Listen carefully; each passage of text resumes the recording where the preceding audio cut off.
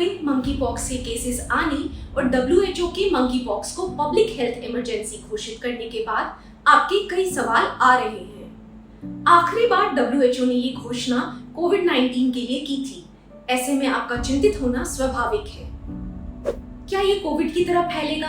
क्या हम एक और लॉकडाउन की तरफ जा रहे हैं? क्या हमारे पास मंकी पॉक्स वायरस से लड़ने के लिए कोई टीका है? आपके सारे सवालों के जवाब हमने विशेषज्ञों से जाने और मैं आपको संक्षिप्त में इनके उत्तर देने की कोशिश करूंगी। क्या है मंकी पॉक्स?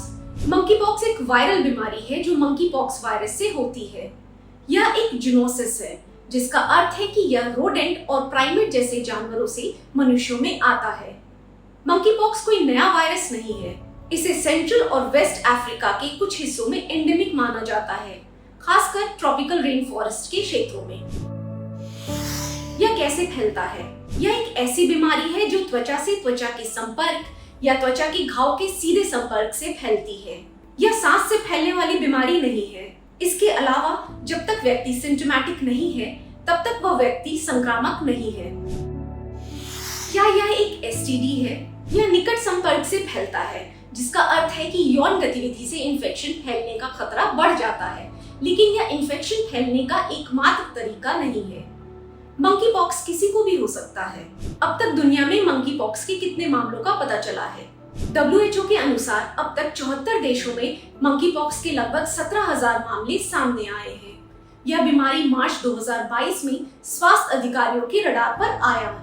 भारत में मंकी पॉक्स के मामले के बारे में हम क्या जानते हैं? WHO के अनुसार मंकी पॉक्स के लक्षणों में शामिल हैं बुखार, ठंड लगना, सिर दर्द, शरीर दर्द, चकत्ते, लिम्फ नोड्स में सूजन, हाथों, पैरों और चेहरे पर दर्दनाक ब्लिस्टर, चिकन पॉक्स की तरह।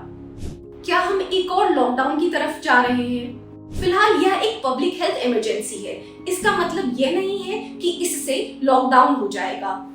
लॉकडाउन इस बात पर निर्भर करेगा कि स्थिति कैसे सामने आती है, बीमारी कैसे फैलती है और भविष्य में ये कितनी विकराल होती है।